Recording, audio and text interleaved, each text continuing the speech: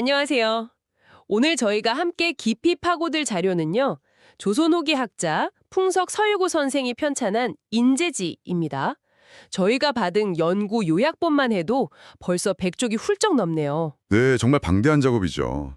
특히 그 임원경제연구소나 또 전종옥 교수님 같은 분들이 오랫동안 연구하고 번역해 주신 덕분에 저희가 오늘날 이 자료의 가치를 좀 더 깊게 이야기할 수 있게 된 것 같아요. 맞습니다.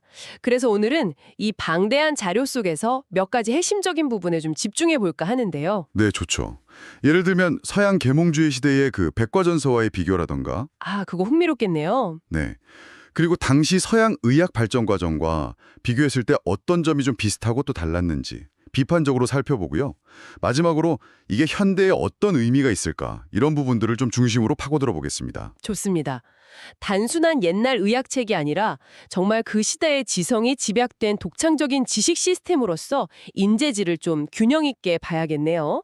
그리고 풍석 서유구 이분에 대해서도 다시 한번 생각해 볼 필요가 있겠고요. 네, 그렇죠. 자, 그럼 어디부터 풀어가 볼까요? 인재지가 다른 의서들과 다른 가장 독창적인 점이 있다면 뭘까요? 역시 가장 먼저 눈에 띄는 건 철저하게 사용자 중심으로 설계됐다는 점이에요. 사용자 중심이요? 네, 그러니까 형증, 다시 말해 증상이죠. 증상에서 시작해서 그 다음에 치법, 치료 원칙, 그리고 탕액, 약물 처방, 편구, 그러니까 침뜸, 마지막으로 조장, 사후 관리.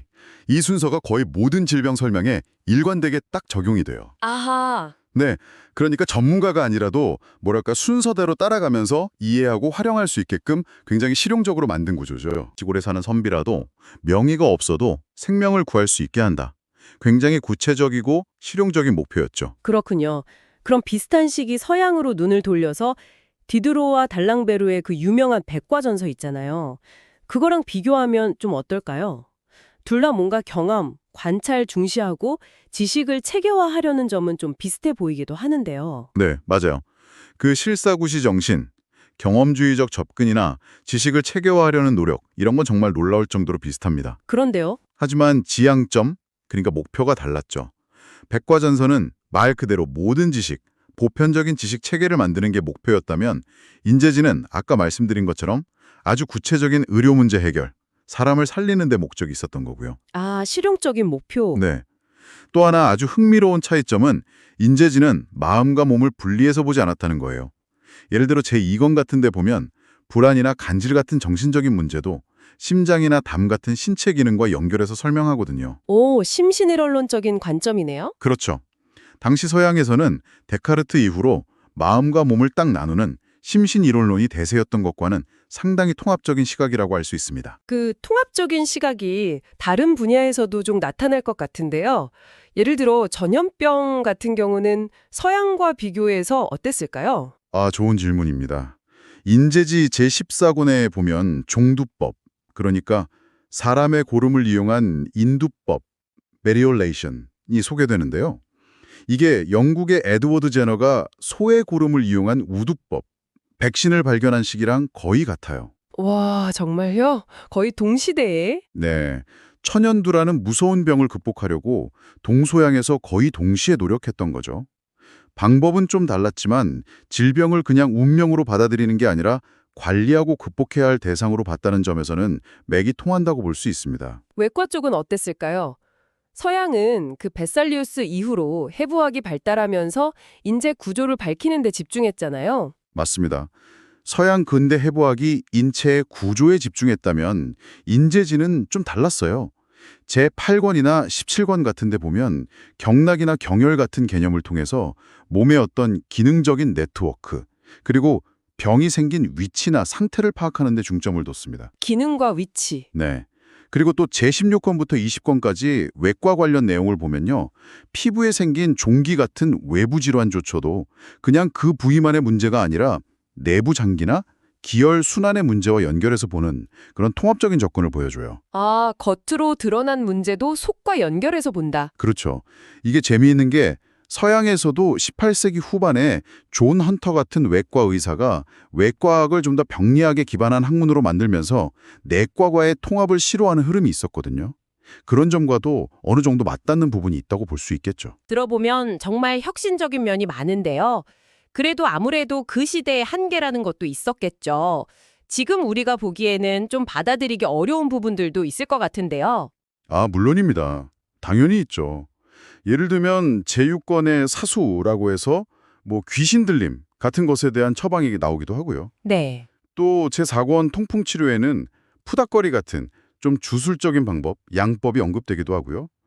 그리고 지금 보면 독성 물질인데 수은 화합물인 경분이나 비소 화합물인 우황 같은 걸 약으로 쓴 기록도 제3권이나 21권 같은 데 나옵니다.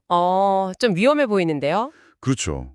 그리고 제20권에 나오는 인면창처럼 이게 도대체 무슨 병인지 지금으로서는 정확히 알기 어려운 좀 기이한 병증 기록들도 있고요. 근데 서유구는 이런 기록들을 그냥 무비판적으로 다 실어놓은 건가요? 아니면 뭔가 자신의 의견을 덧붙이거나 하진 않았나요? 아, 그렇게 중요합니다. 그렇지는 않았어요.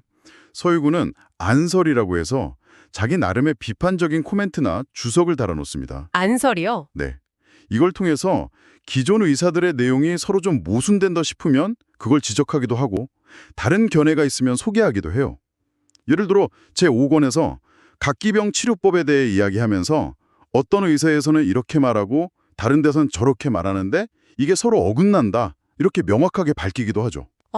그냥 받아 쓴 게 아니라 비판적으로 검토를 했군요. 네. 심지어는 아까 말한 주술적인 방법까지 포함해서 서로 상반되는 치료법들을 그냥 나란히 제시하기도 해요. 그러면서 독자가 상황에 맞게 스스로 판단하고 활용하도록 좀 유도하는 측면도 있습니다. 선택지를 주는 거네요. 그렇죠. 그러니까 사람을 구한다, 인재라는 그 실용적인 목표 아래에서 당시로서는 뭐가 맞는지 검증하기 어렵거나 서로 충돌하는 정보들까지도 아예 버리지는 않고 가능성을 열어둔 태도라고 해석할 수 있을 것 같아요. 굉장히 실용적인 거죠. 그렇군요. 듣고 보니 인재진은 단순히 의학 지식을 모아놓은 책을 넘어서 조선 후기라는 그 시대적 공간 속에서 서량과는 또 다른 방식으로 정보를 조직하고 문제를 해결하려고 했던 한 뛰어난 지식인의 치열한 고민과 철학이 담긴 아주 독창적인 지식 시스템이라고 봐야 할 것 같습니다. 네, 정확합니다. 특히 오늘날처럼 정보가 정말 넘쳐나잖아요. 이런 시대에 서유구가 보여준 것처럼 명확한 목적의식, 그러니까 실제로 써먹을 수 있는 지식을 만들겠다는 그 목적을 가지고 방대한 정보를 비판적으로 고르고 다시 엮어냈던 접근 방식은 지금 우리에게도 시사하는 바가 아주 크다고 생각합니다. 정보 자체가 중요한 게 아니라 그 정보를 어떻게 의미 있는 지식으로 만들어서 실제 문제 해결에 적용하느냐, 이게 중요한 거니까요. 자, 오늘 풍속 서유구의 인재지를 통해 본 지식의 세계 탐구 여기까지입니다. 여러분은 어떠셨나요?